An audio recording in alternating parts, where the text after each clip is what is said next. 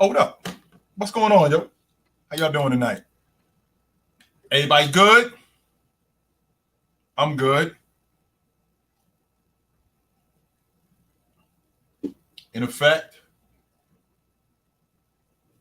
I am. In effect.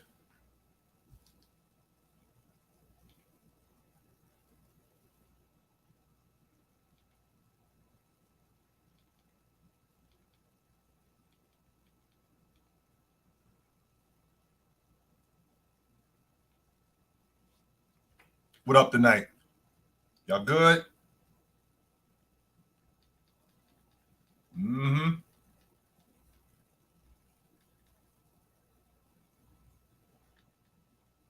Who I got in the house tonight? Dontavius, what's up, brother? Kumar, what up? Rory, what's going on, brother? Lewis? D. Watkins, what's up, brother? So you predict JT. I did say that. Yes, I did. What up, pals? Running good, Diaby. Running good, brother. Fair play, what up? FIFA, what's going on, brother? Brando, what up, Isaac? What's good tonight? Anything good? All right. So, I want to start the conversation tonight with something that's pretty basic. And that is the information age that we live in. That's what we're living at now. The information age that we live in the social media age that we live in, and how everybody is so wrapped up in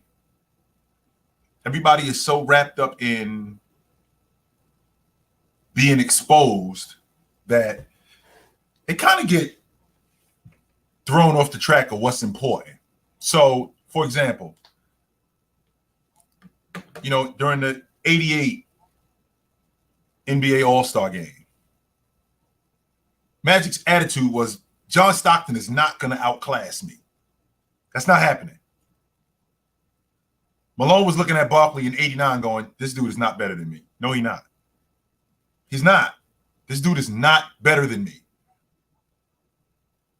Jordan was looking at Clyde Drexler going, this dude in 1993 in the All-Star game going, this dude is not better than me. Stockton has made it clear, I'm not going to get destroyed by Magic. He's not going to destroy me. No. Magic is like, my team's going to beat your team. And there was a level of competition and pride there. And if you outclassed him, that's just what it was. You shook hands, you were better than me. That's all I can say. But today, we live in an information / social media society where everything is accessible. I know where you live. I know who you hang with. I know what kind of car you drive. I know where you shop. I know what you wear. I know who your chick is. I know all of this stuff. Now, with all of that being said, with all of that stuff being said, right? With all of that being said, the one thing that cannot be exposed is your game, because your game is the post holding up that tent. Your game is the reason why you got the shoe deal. Your game is the reason why you got the clothing line. Your game is the reason why you in all of these commercials and you're peddling food products and clothes and anything that you believe in. Your game is the reason why that's going on. And if your game is exposed, all of that stuff goes away. So what these dudes do is they protect their game by not letting themselves get outclassed. Not by competition, but because I'm just going to open up the door and I'm going to let you do you. That's what I'm going to do. I'm just going to let you do you. When competition was everything. Magic was not letting Stockton outplay him. He just wasn't doing that. Malone had made it clear to Barkley, I'm better than you. I am better than you. Shaq was making it crystal clear to David Robinson, I'm kicking your ass in this game. Because it meant something between the East and the West. No matter what the East was doing, no matter what the West was doing, it meant something for these teams to win. We better than y'all. It doesn't seem to mean that, right? It doesn't seem to mean that anymore. And the reason why it doesn't seem to mean that is because the tent that's holding up the post is all of these guys' game. And if you get outclassed, well, what happens is now everything else about you might be fraudulent.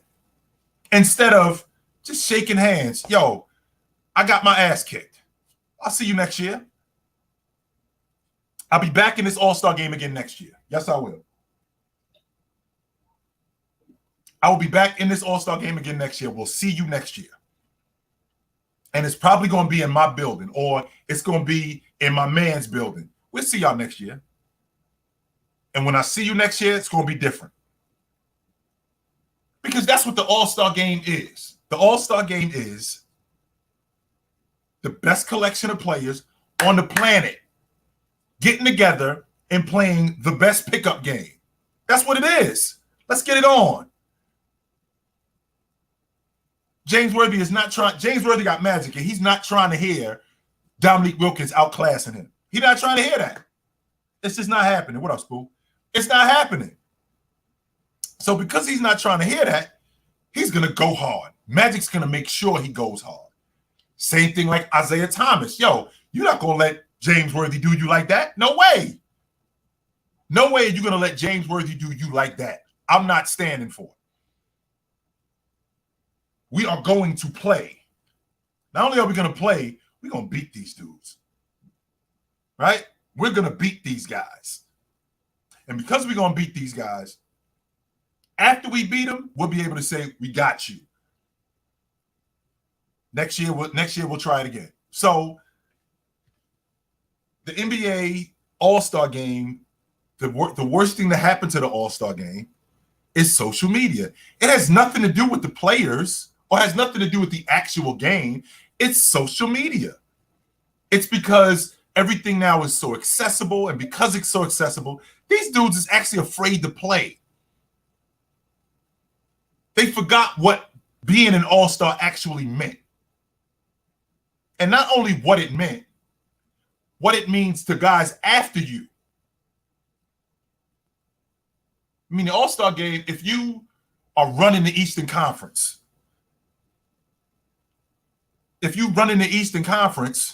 of course, you're going to make sure that everybody knows that, yo, we won the last 3 All-Star games, right? We won the last 3 All-Star games. Because the All-Star game MVP meant something more back then than it does today. It definitely means something to be able to put that on your resume, but it meant something more back then. Because, you know, these guys took pride in being in the All-Star game. And not only did they take pride in being in the All-Star game, they made it clear that this is not my last All-Star game. The great ones did. I'll be back next year. Yeah, we'll be back next year. And we're going to hold it down again. Barkley dunking on Mutombo and throwing the ball at him. Dwayne Wade breaking Kobe Bryant's nose. It meant something. It doesn't really mean as much today. And I don't like it. I don't. I don't like it. Just like the dunk contest. If you think about when the dunk contest, what it did for other players, how it popularized other players. Like when Jordan came into the league, this was basically his introduction into the league. And him and Dominique Wilkins going at it in the 85, that's to let you guys know this is what's to come. You don't really care much about Spud Webb until he wins the dunk contest in '86.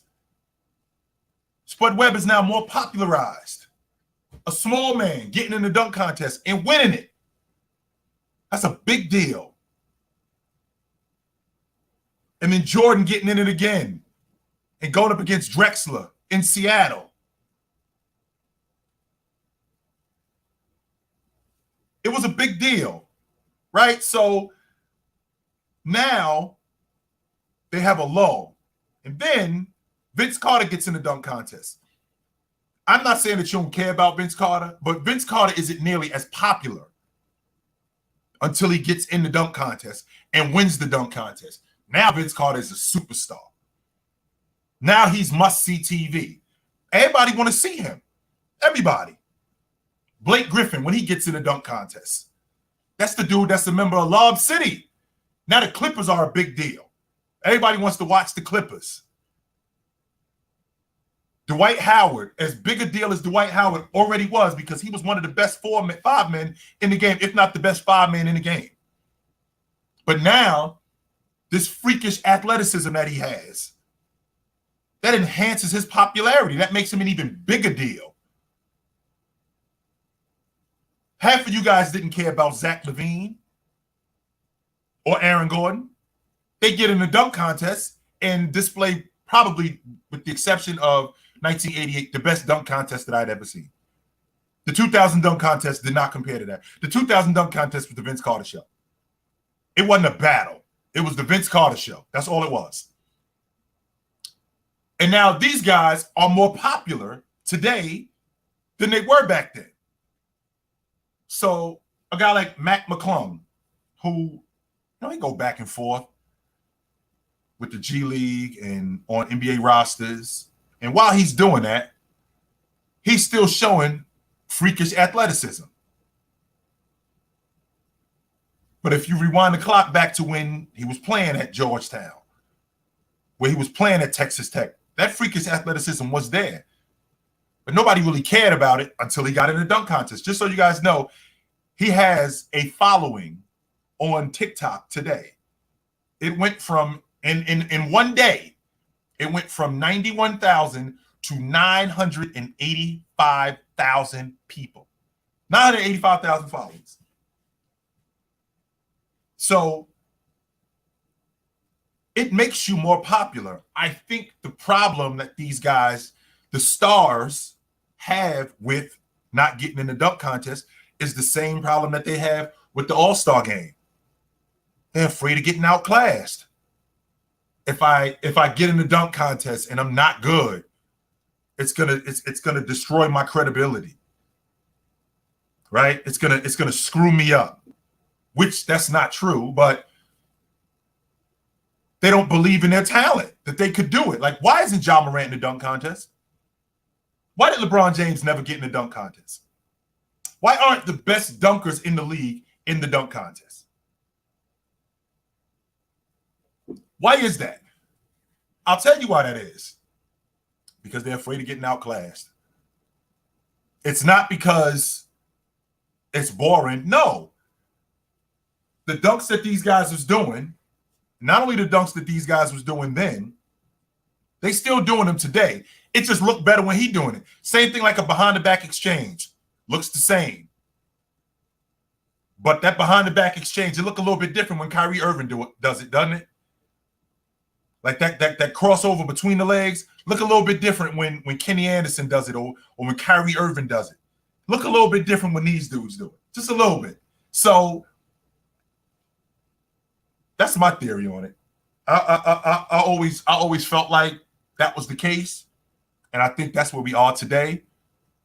And there is no fixing the All-Star game. The reason why the All-Star game is what it is because these dudes are afraid to be outclassed. They are. They're afraid to be. That's why you see Jason Tatum, who I thought was going to win the All-Star game MVP. That's why you see him go for 55. Of that 55, how much of it was covered? Like, how much of it did he have to actually go after somebody? How much of it was there? It wasn't a lot, was it? I didn't see a lot. So And that's what the All-Star game has become now. What we got here? Hold on for a second. I had to rewatch the '97 All-Star game to gain some sanity. That ain't no nonsense, my man. That for real is no nonsense right there. You are not lying about that, fam. You are not. I wish I could say because again, the All-Star game, it used to mean something. It did. Right? The All-Star game meant something. And it doesn't mean as much. It is something that's on your resume, and that matters. I ain't gonna fight that. Hell yeah, that matters. Yes, it does. But with that also being said, it doesn't have the allure that it used to have. It just doesn't.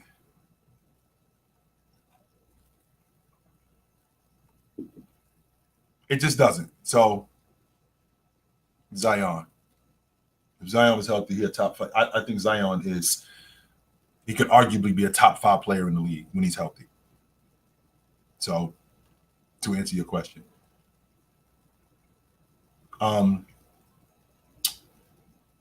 So Russ got traded today, and I don't hate it. I don't. I actually really like it. Now, is Russ going to be the difference in Los Angeles? I don't think so. Because I don't think Russ is the guy that's going to push your team. I don't think you win in the NBA championship with Russ as your lead guard. I just don't. And the reason why I don't feel like that is because Russ is who he is. Russ has a stubbornness about him that will never go away, ever. But he does have what the Clippers need.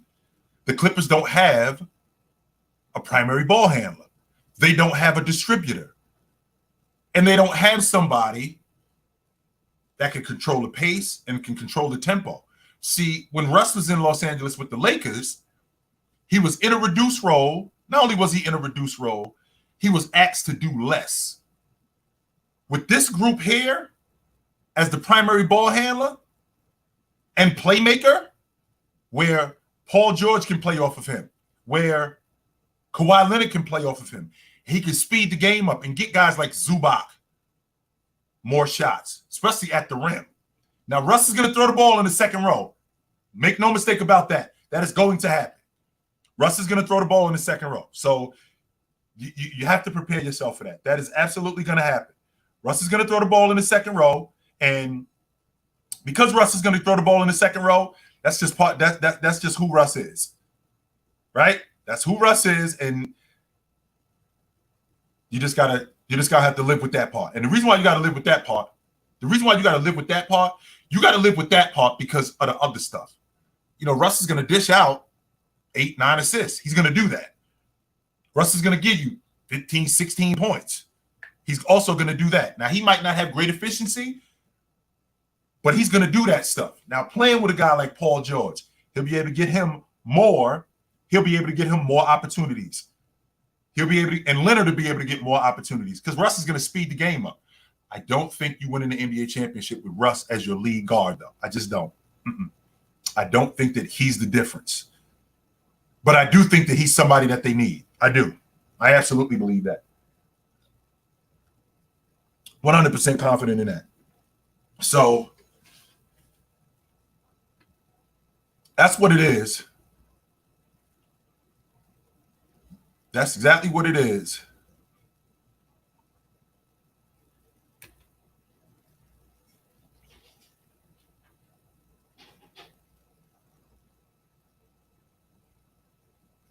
So who I got in the house tonight? I have seen Russ handle the ball, Big TV. Yes, I have. I've seen Russ handle the ball for the last 14 years. Yes, sir. I've seen Russ as a double-digit assist man for a bunch of years. I did see that. Yes, I did. Oh, I did see how Russ got his team in the playoffs every year that he started, with the exception of the Lakers. Dwight Howard's the best player, not better than Shaq. He's the best player in Orlando Magic history. He's the best player that they ever had. Kenny, you thinking about Dwight Howard matched up with Shaq overall as a player. With the Orlando Magic, right?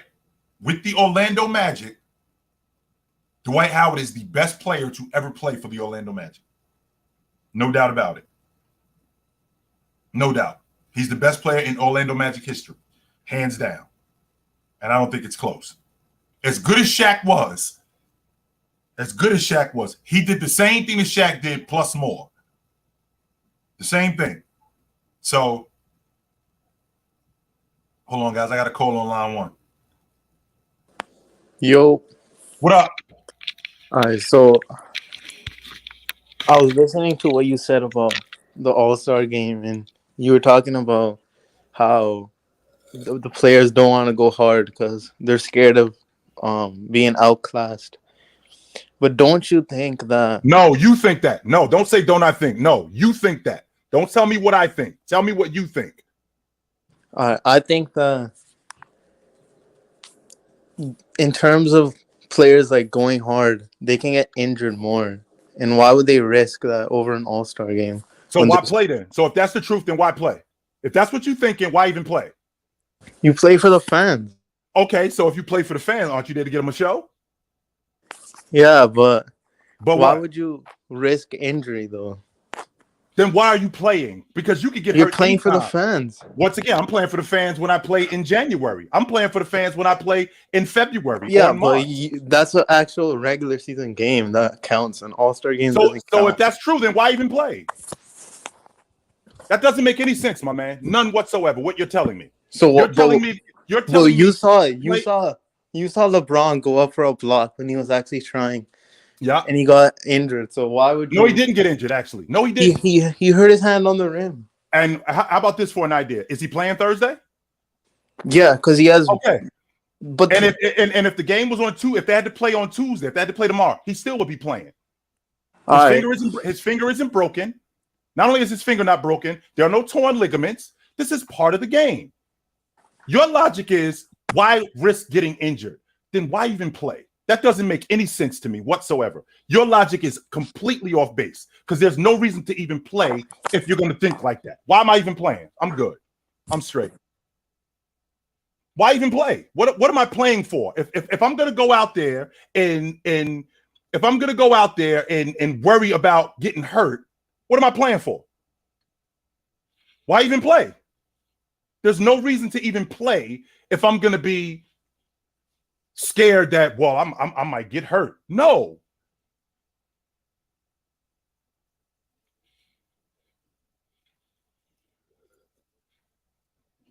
No reason to do that.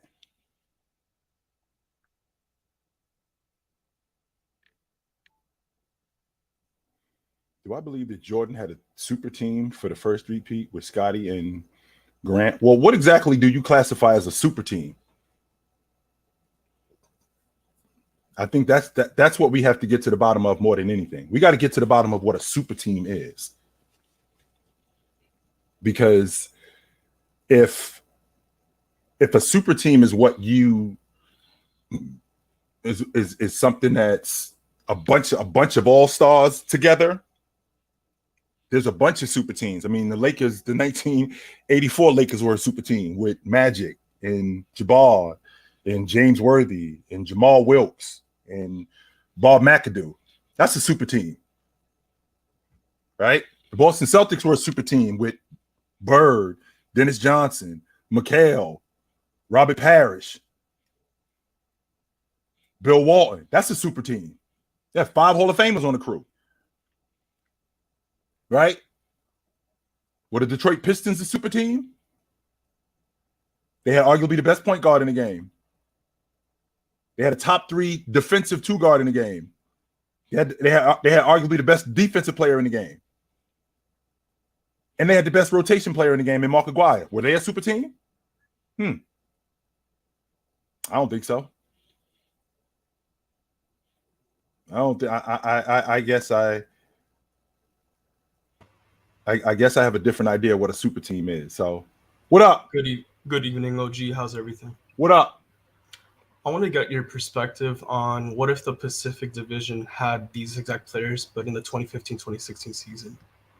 You look at Durant, Chris Paul. I don't think Booker was in the league yet, but let's say he's like he just showed up that season in the 15 season. He got drafted in 15, so he just showed up that year. You see the same big three from the Warriors. You see LeBron there, Anthony Davis. You also see Kawhi Leonard, Paul George, Westbrook. Which of those teams do you think probably would have had the better chance of winning the championship? So all of these guys, but they're in their prime. This is 2015. Yep. I'm not picking against anybody that's playing against James in 2015. I'm not. I agree. I'm not picking against anybody that's playing against James. I don't care who you got. I'm not. Nope. Because James in 2015, he was on the top side of his prime. He was still awesome. Still an elite defender, still an elite passer. KD was still a top 3 player. Book had just showed up. As good as Chris Paul was, he still was in and out of injuries. Paul George was still recovering at that point in 2015 from the broken leg.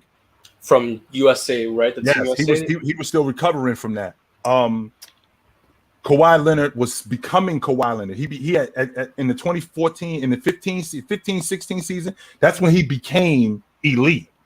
Like when he won the Finals MVP, I'm not going to say that he was elite yet. He was becoming that. By 15-16, like that's when he got on that when he was on that San Antonio squad and Tim Duncan was gone and it was now his crew. I think that's when he was elite. That Warriors team, man, we already know what they were. In 2015, they won the NBA championship. So the Pacific Division was incredible. With all of these dudes in their prime, forget it. Forget about it.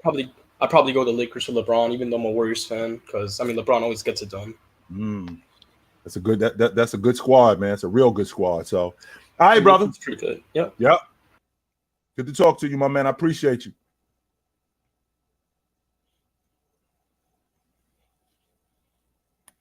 Magic, Byron Scott, Michael Cooper, AC Green, Worthy, Kareem. I mean, is that a super team? What is that? That sounds like a bomb squad to me. But the way that team was constructed, you got Magic in the draft. You got Byron Scott in the draft. You got Michael Cooper in the draft. You got James Worthy in the draft. You got AC Green in the draft, right? You got all of these dudes picked the right way, and they built it like that. So because they built it like that, I think it's a little bit different.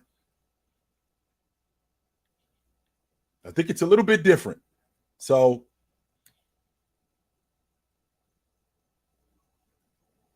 Grant was an all-star in 94. Yes, he was. Yes, he was.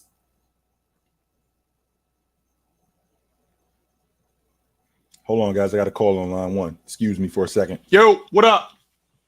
What's up, Chilltown? What up? I just wanted to ask you something because you said something that I don't agree with on the panel, and it's that Luka is a worse defender than Trae Young. But then you credit Tatum for being top 5, I think, among forwards in steals and rebounds. But Luka is number 1 among guards in rebounds and I think top 10 among guards in steals. And these are just some facts I'm going to say right now. He's top 10 in deflections per game. He's top 10 in deflections recovered per game. And this is a true fact. He's number 1 at holding defenders in the post to the worst efficiency. He is. So he's holding his own in the post. I'm not buying that at all. I'm not. But it's just facts. But even if that's true, and what we can't do is we can't argue facts. No, we cannot argue facts. No, and we will not argue facts. However, so to talk about Jason Tatum, just so you know, rebounding, he wasn't in the top 10 last year in rebounding. In not in the league, but in small forwards, he wasn't in the top 10. This season, he's number 1. Last season, he wasn't in the top, I think the top 5, or I'm sorry, the top 10 in steals in forwards. This year, I think he's 4th or 5th. and blocks also. He wasn't in the top 15 in blocks. He's in the top 10 this year. Now, Luka on the other hand, the idea of him in the top 10 in deflections, in the top 10 in, I think you said rebounding, all of that stuff, with all of that stuff being said, Luka plays over 38 minutes a game. With Luka playing over 38 minutes a game, Luka's transition, he's one of the worst transition defenders. He's one of the worst transition defenders in the game. He stops nobody in transition. Not only does he not stop anybody in transition, his one-on-one defense. Now, you talk about deflections. His ability to deflect, again, I'm playing 38 minutes a game. So with other guys, now, you also mentioned that with deflections, you forgot to mention that Finney Smith was out there. So with Finney Smith being out there, those deflections also came from him too. So now that he doesn't have that defender anymore, I'm willing to bet dollars to donuts, those numbers are going to go down even more. So the logic that Luka is that kind of defender, he is not. No, he's definitely not the best defender, but saying he's worse than Trae Young is just not true. Because no matter what, the physical advantages that Luka has over Trae Young you can't look over them. No, so you cannot. He will always be a better defender, especially in the post. Is it because he's just bigger? Is that why? Yeah, probably. So is that the logic? Because I mean, I watched Muggsy Bogues because he's smaller. He was one of the better on-ball defenders in the post, which is crazy because he's smaller than everybody else. And guys tried to post him up, and he caused a lot of havoc. So you can't bring me the logic that because Trae Young is smaller, that's why he's a worse defender than Luka. Because there's plenty of guys who are bigger who are worse defenders than smaller guys. So that logic doesn't work. Yeah, but Trae Young isn't one of them good small defenders, though. He's one of the worst ones. And Luka is not one of those big defenders. He's one of the worst also. He's definitely better than Trae, at least. So let's just say for the sake of argument that he's better than Trae Young. I don't think that he's better than Trae Young. I think that Luka had the luxury of being on a better team defensively. But let's just say for the sake of argument that that's true. Where would you rank Luka as a defender on the perimeter? On a scale from 1 to 10, 10 being the best, 1 being the worst. Where would you rank him? Definitely on the perimeter, I would probably give him a 5, maybe. Out of 10, I'd give him a 5. And I think you're basing it solely on the numbers. And I got no problem with numbers because I'm a numbers guy also. But I'm not going with the numbers because I watched Luka play defense. His effort is terrible. His ability to recover is even worse than that. And there's no way that I'm giving Luka that benefit of the doubt. He should be a much better defender than what he is at his size and with the defenders that he has on his team. Much better. He definitely should be, but I agree with you. The problem with him is honestly him losing his temper and becoming mad about the game, and then he stops caring defensively. So that I can't say anything about that. But I've watched every single minute of every game this year, and especially last year as well, because he had the best defensive rating among guards last year. So if he's on the court and he has the best defensive rating among guards, which is nuts to me. But something's working. Which is nuts to me. And the reason why I say that's nuts because again, I watch Luka as a defender. You said you watch every minute of him. I watch Luka a lot myself. And to say that, again, the post that's holding up the tent for your argument are the numbers. And I can appreciate the numbers, but the numbers aren't enough for me. The numbers work, but when I also watch him and I watch his effort, because again, I watch James Harden, just so you know, I think James Harden is in the top 5 all time in guards and post defense. On no level would I ever say that James Harden was a great defender on any level. On any level. A lot of that had to do with the fact that James Harden played a lot of minutes. James Harden plays a lot of minutes, and because he plays a lot of minutes, he falls into situations. He led the league in assists at one point. And the reason why he led the league in assists at one point is because, again, if I'm playing almost 40 minutes a night, I'm good to get one steal. Somebody's going to give me the ball a second time. I'm good to do that. Luka, on the other hand, that effort is spotty at best. And if you're going to be an elite player, if you're going to tell me that you're an elite player, you have to be at least average on the defensive side of the ball. And I watch him, and he's not. He's below average. So I'm good on Luka. I'm good. Okay. All right, brother. Thank you. Big TV, beat it, man. I already talked to you. Hello, OG. What up? So what'd you think about All-Star Weekend? I haven't watched All. To be honest with you, I'm not a big fan of All Star Weekend. I haven't watched it in a long time. I don't blame you. I watched a little. I watched some of the All Star game. Yeah. I watched the second half of it, but it's becoming more and more difficult to watch because there's no competitiveness. That's my biggest issue. That's my biggest issue with the All Star game. These guys don't compete. Like you definitely seen a video like Jason Tatum, Jaylen Brown going 1v1, right? And the rest of the guys just standing on the wing, like all other 8 guys were just standing there, right? And then not just the All Star game, the Rising Stars game wasn't that good. The skills competition was dreadful. The 3-point contest was It's a 3-point contest. The last Rising Stars game I watched was with Kyrie Irving. That was the last one I actually watched. Yeah. I haven't watched one since then. The skills competition, I stopped watching it after they started with the teams. What happened when it was just individual guys? That was the most fun. That was the best event, to be honest with you, was the skills competition. That's why I watched. That's why I watched All-Star Saturday night, because of the skills competition. Because the dunk contest is getting kind of corny because the best dunkers aren't in it. Yeah. But the skills competition with Damian Lillard, with Russell Westbrook, with Steph Curry, with guys like that in the skills competition, it made it better. And now we got teams in it. It's kind of corny. And not just that, with the teams that they put in the skills competition, like the Antetokounmpo brothers, really? That's the best you could find for a team? Did you see his brother, the third one, the youngest one? Did you see him shooting threes? Like, what is he doing out there? And plus, like, I don't get the team aspect of it, because the skills competition is supposed to be a 1v1 type of competition. Right. It's supposed to be a 1v1. But if it were up to you, what would you do to try and fix it, or like at least make it somewhat better of a weekend? Well, let's get back to the skills competition being one guy.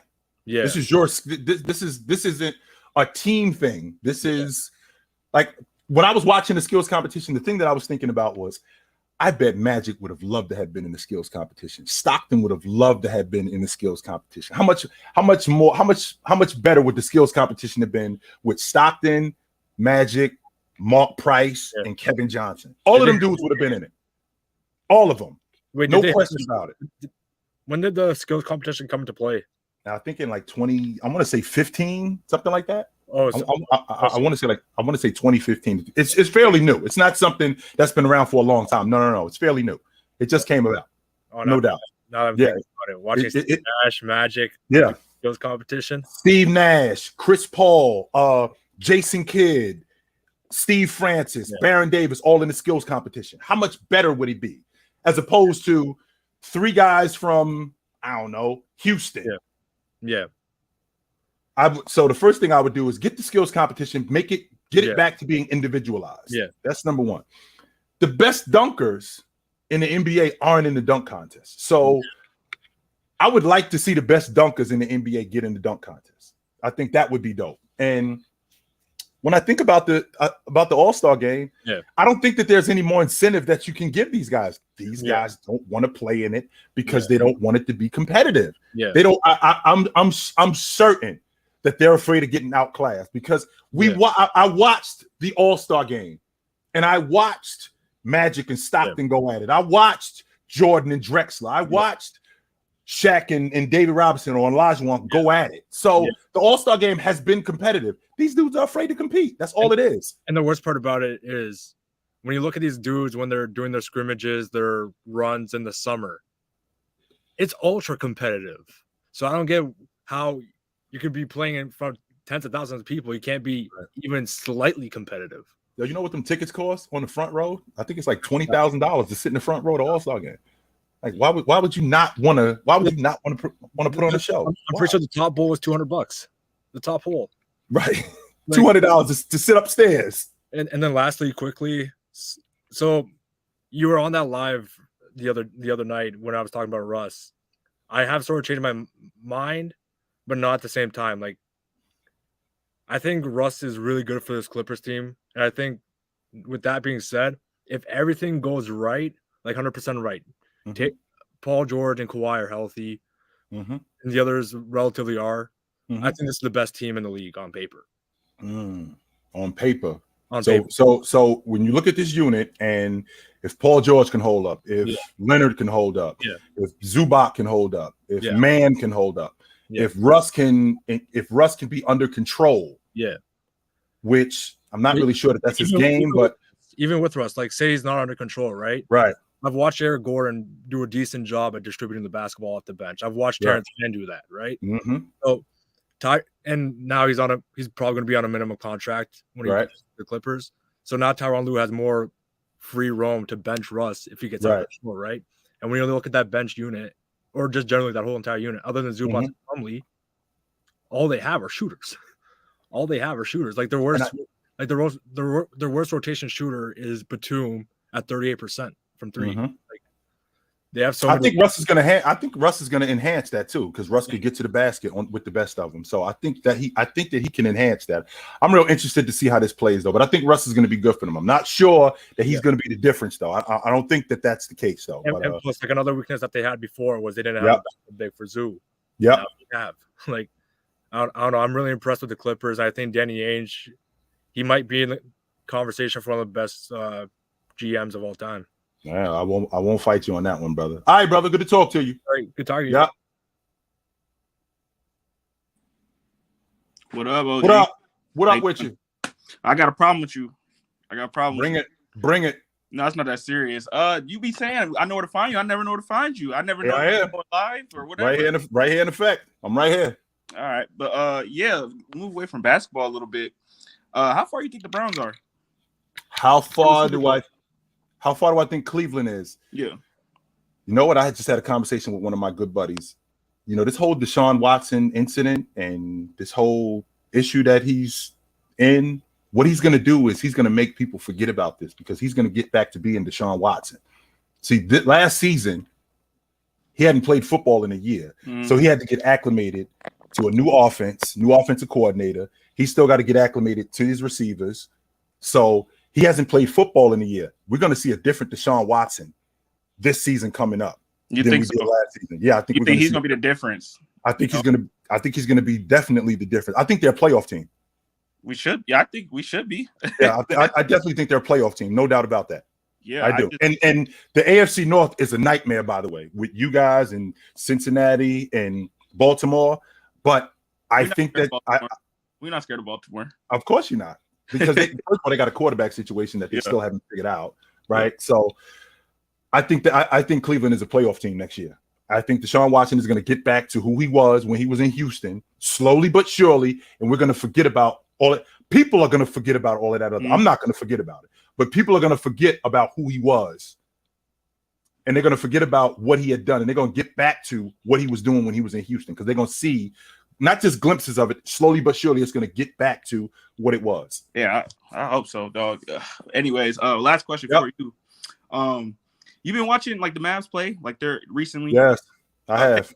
Kyrie and Luka fit. You can tell they're still working. They're still trying to work through it. But I'm gonna be remiss if I don't say that Kyrie looked like he should have the ball at the end of the game. I don't know why Luka's. I mean, I get why Luka's taking the shots or like trying to be the same player he was, but Kyrie's looking like the person that needs to have that ball if they're gonna make that work. Well, am I wrong? You got to also remember too that Kyrie has a history of closing when he's playing with another dog. He's got a history. In fact, it was just this season. If you remember, they were in Toronto, and Jacques Vaughn had drawn up a play for KD. KD says in the huddle, "Run this for Irv," and Irv hits the game-winning shot. Run this for him instead of me, and he ends up doing that. Irv is the most effective when he's playing off guys like Luka, because Luka's got a very similar game to James, because he's dangerous like that. Now the question is can Luka defer to him when we get to the meat and potatoes of the game? I think that 26-point fourth quarter is an indication that you could go to me when we get late in the game for buckets. You can come to me. He got to learn. You can definitely come to me, and the reason why you could come to me is because I'm proven that I can do this. So absolutely, no doubt. You got to learn quick because I think he stays if they go deep enough in the playoffs. I don't think he stays regardless. If they go to like the second round and whatnot, I don't think he stays. Why would he stay? Even if they win it, I think he's a rental. I'm not really. I think Irv is a rental. I don't think that he stays long term, but I think this is a win-win for Dallas, though.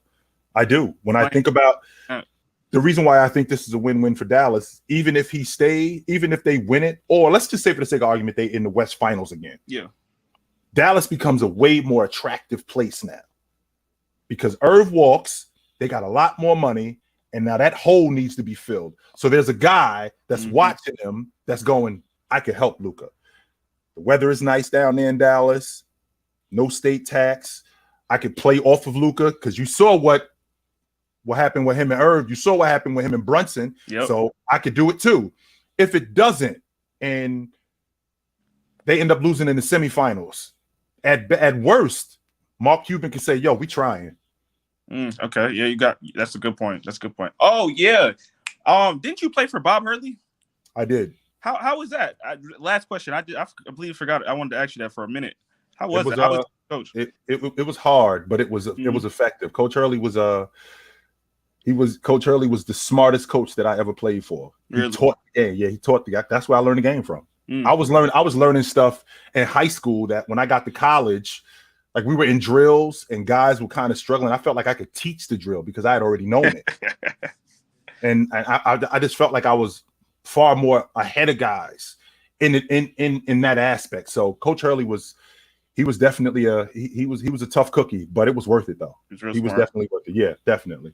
So all right, OG. All right, brother. Good to talk to you. When you going live again? Like, what's next time you going live? I'll be on again on Wednesday night. I'm usually on Monday nights and Wednesday nights between 7 and 7:15.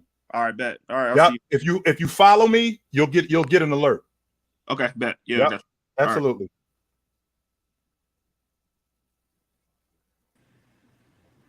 Right. What up? What's up, Chilltown? What's up, brother?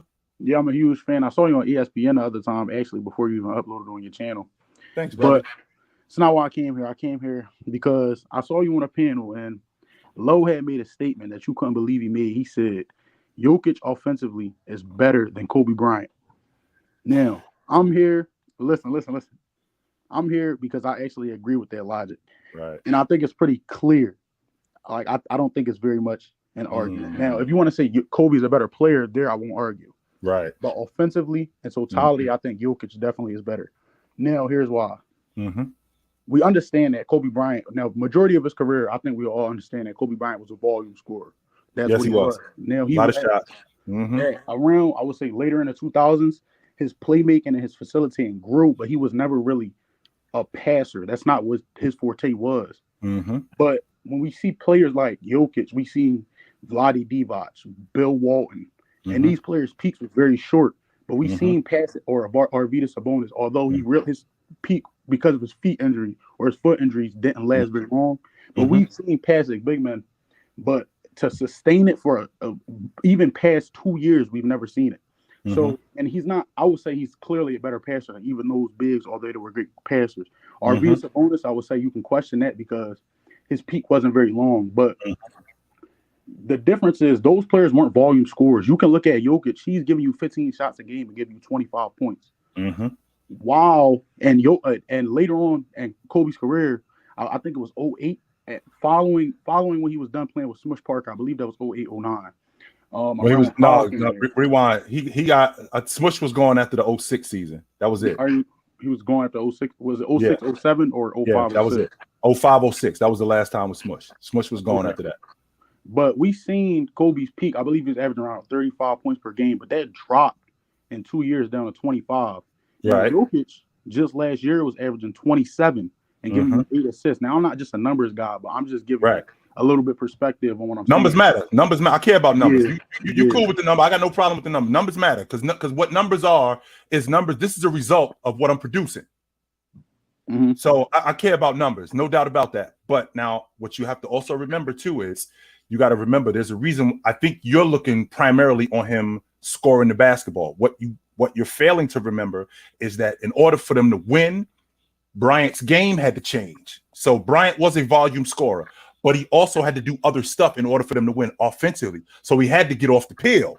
That's why Gasol became what Gasol became. That's why Shaq was as good as Shaq was, right? That's why Robert Horry, that's why these guys were as good as they were, because Bryant had to come off of these guys. He had to come off the basketball. Otherwise, we weren't going to win, even though that was a problem early because he wanted to prove who he was.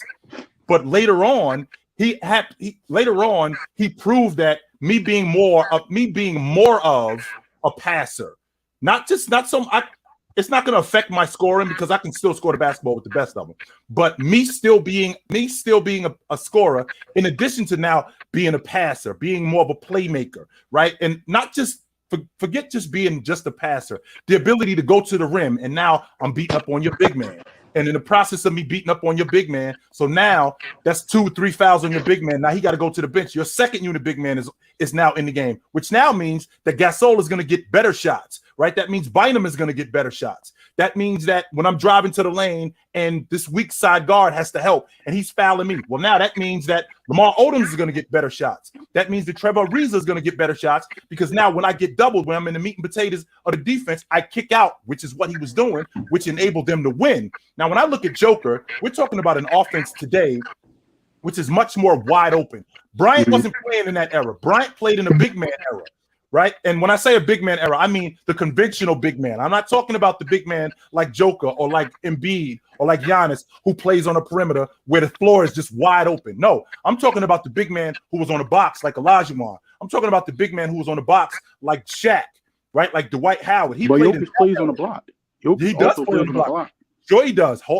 Also, in addition to Joker playing on the block, and I'm glad you brought that up because that means that Joker is a 5-man because he does play on the block. But also, Joker is their primary ball handler too, so that matters. So with him being their primary ball handler and him playing pick and roll with the 4, right, that opens up the offense even more. That means the rim, that means the lane is open more than it was when Bryant was playing, even though he still was able to get to the rim and beat up on big guys and still create shots for other people.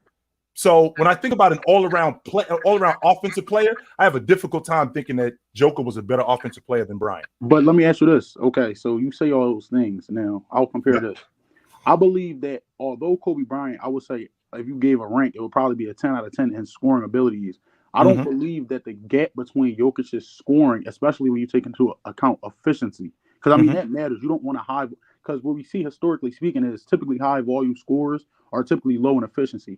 Like when you're taking high volume shots, that's what when you're shooting a lot. If you're shooting 25, 26 shots a game, you probably don't have a right. I can get with that. Sure, keep going. When I say that, I say Jokic shooting 15 shots and still giving you high level scoring production, while also giving you not just average or elite for a big man. We're talking about all time great passing abilities. Even if I heard Lowe say this, now this I might disagree with, despite me going back and watching Stockton. I do believe Jokic is a better passer, but I believe that the consistency of which Stockton does it gives him the edge for me. That's what I would say because of the longevity. We've seen Jokic's peak, and he's been in the league for about 8 years. But I would say his peak has only been about 3 to 4 years at best long. Right. So even if you say that, I would say John Stockton's longevity gives him the edge. Right. But talent-wise, I believe Jokic is a better passer. So if Jokic is a historically great passer, while being probably one of the better rebounding big men in the NBA, and giving you high volume scoring, or not just good efficiency, the best efficiency in basketball, according to volume scoring when it translates to points. So when I say all that in totality, that's what it pushes over Kobe. Because what we've seen in Kobe's career, I mean, even when we see him drop down in production when he played against Paul Gasol, I will argue even when he played against Paul, he played with Paul, his passing ability was nowhere near the abilities of Jokic. And we've seen him. I'm not gonna go that far. And the reason why I'm not going to go that far is because you didn't see it as much. But I watched. That wasn't mean that he wasn't doing it, because Bryant was doing it. He was making difficult passes. He was making one hand. He was getting into the teeth of the defense and basically threading needles. He was doing that. He just wasn't doing that as much because that wasn't his primary job. When you look at Joker, that's Joker's primary job. He's their primary ball handler. He's their primary playmaker. He's their primary distributor. That's his job. Bryant added that to his game, being a passer, because that wasn't his job. He didn't play the 1. So because he didn't play the 1, him doing that enhanced everybody else's game. So I'm not going to say that Joker is more talented than Bryant as a passer. No, I'm not going to go that far. I would agree with that if only, okay, I'm going to use the same logic I gave you the edge for Stockton, correct? I said Jokic talent-wise, in my opinion, is a better passer than Stockton, considering he can facilitate the ball from multiple positions on the floor. Now, when you watch Stockton, Stockton could do that too. I'm gonna give a more descriptive answer to what I mean. Stockton's majority of the time we watch these games, he at the high post. I mean, he's at the top of the key. That's where he's facilitating the offense from. I mean, he'll dish the ball from the wings down to the block, but for the most part of the game, unless it's a driving kick, he's around the perimeter. Jokic is facilitating the ball from the high pinch post, from the edge of the block, from the 3-point line, and all across the perimeter. So I would say his versatility of where he's on the floor and passing offers more. That's one. But I will say this for Kobe. You can say, okay, you didn't see it as consistently, but then I would say that's the same logic I'm using for Jokic and Stockton, was just put Jokic over Stockton as a passer. Because the same reason I told you I would take Stockton over Jokic is longevity and consistently seeing it. We didn't consistently see that for Kobe. I would actually argue Kobe's career, and if you watch certain years throughout Kobe's career, although volume scoring stayed his forte, other things typically it was like to a year-to-year basis. You would see Kobe become a better passer one year, and he was always a great rebounder for a guard, but you would see his rebounding peak in certain years. But it wasn't as if he wasn't a LeBron James in terms of all-around player where he consistently was all of those things to where you've seen it for years, even at a year at best. Because I only seen elite level passing. I'm just talking about elite level passing from Kobe, maybe 1 to 2 years in 09 and 10 at best. But you don't see that consistently throughout his career, even when he played with Shaq. And so when you look back at some of these time periods, I think Jokic, and then you say you don't believe that. I just know I watch. If you put somebody with the facilitating ability as Jokic with Shaquille O'Neal, I believe the production. Now, I'm not saying Jokic is a better player, but offensively, I believe that would mesh very, very well when you take into account those passes that Kobe could not make that Jokic can.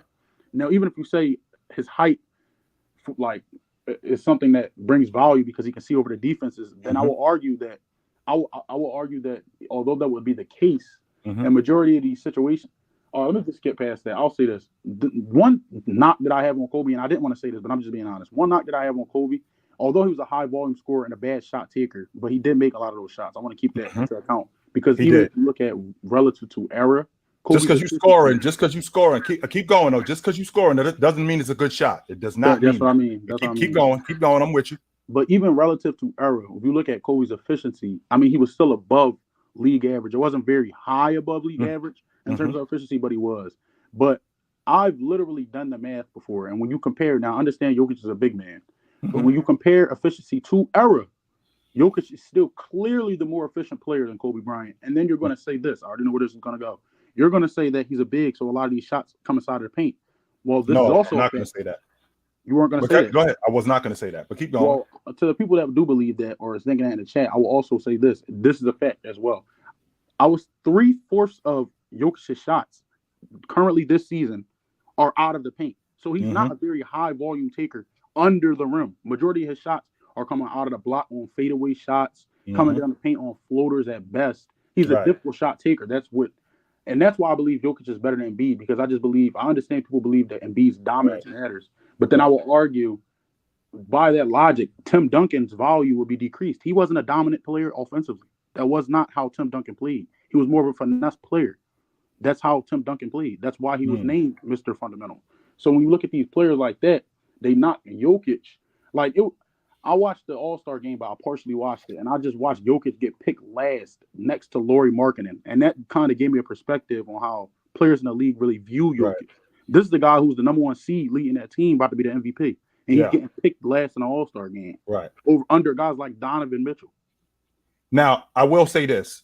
I will say this, that Stockton, because all of your points are fair points, but I will tell you this. Stockton didn't just facilitate the offense from the top of the key. I think that you discounting Stockton as a transition point guard and as a transition passer. I think you discounting Stockton as a passer in the teeth of the defense from the wing when he was going in, challenging bigs like Jabbar, challenging bigs like Olajuwon, and kicking it out to other guys and making difficult passes, because he wasn't throwing the ball over the side of his neck, even though he could make that pass, and he did make that pass regularly. The fact that he was able to do that in that era, not just in that era, for that long, and be as productive as he was, the idea that Joker is a more talented passer, I combat that. And the reason why I combat that, simply because when I look at what Stockton did and the level of difficulty with the passes that he made, I completely discount that. So you and me, we could do this all night, but this is good stuff. I appreciate it, brother. No doubt.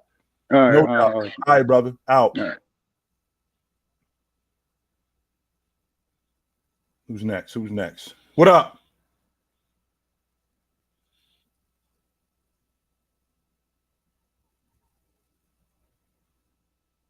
Did I lose him? Yep. He ain't here, so all right. Yo, what's What up, up? OG? What up? Man, All-Star game last night was not it at all. And I'm gonna tell you why. The defense was terrible, man. I didn't like it at all. Garbage. And the reason why, I was watching this interview with Kobe, and he was like, man, the All-Star game is very weak now. And I could tell. It's like, it's crazy how guys go crazy in these practice, like pickup games at UCLA, but in the All-Star game, they don't get people to show what they really want. I don't get that. And you know why they don't give them the show that they really want is because they're afraid to get outclassed. And that's they be why. like, oh, because I don't believe that. Well, that doesn't work. The injury logic doesn't work because if that's true, I can get hurt at UCLA. Right. That's what I'm saying. I could get hurt working out at the track. I could get hurt anywhere. That's not the issue.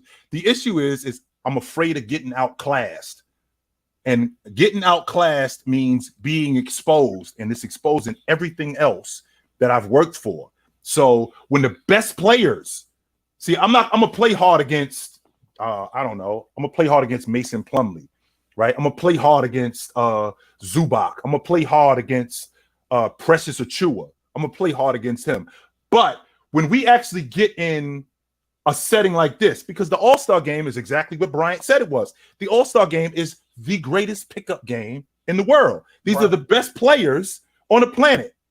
And when I think about what the All-Star game was when I was a kid, when I was 16 years old, Magic was not going to let Isaiah Thomas outclass him.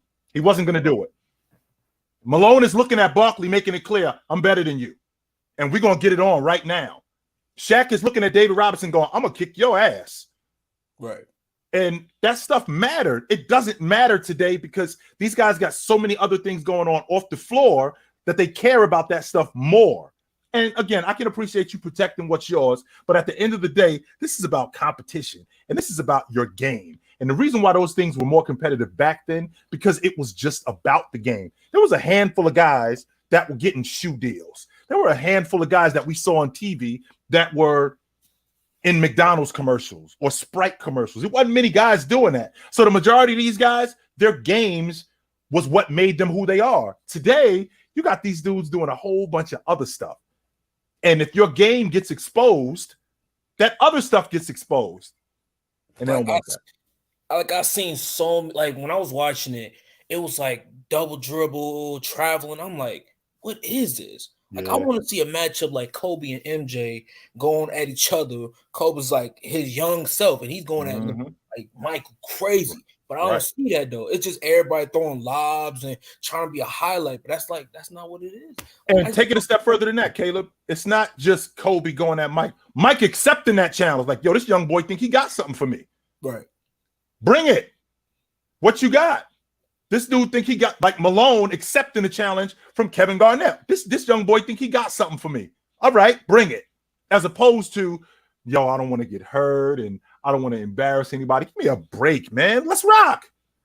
Right. Let's rock. So until these guys get that mentality of competition is the most important thing, you're gonna keep seeing stuff like this because they don't care.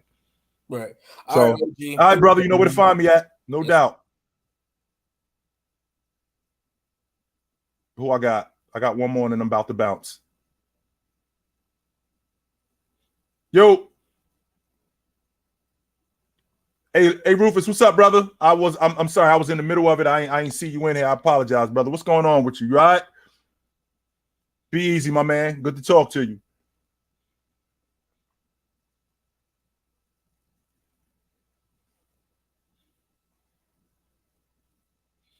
All right, guys, it's about that time for me. It was dope to see y'all tonight. I will see you again real soon. You can find me here on Monday nights, and you can also find me on Wednesday nights if you subscribe to the channel. It'll give you alerts of when I'm on. and you'll know when I'm on. You can come through and we can chop it up. We can argue. We can talk basketball. We can get into it. You know where to find me at, guys.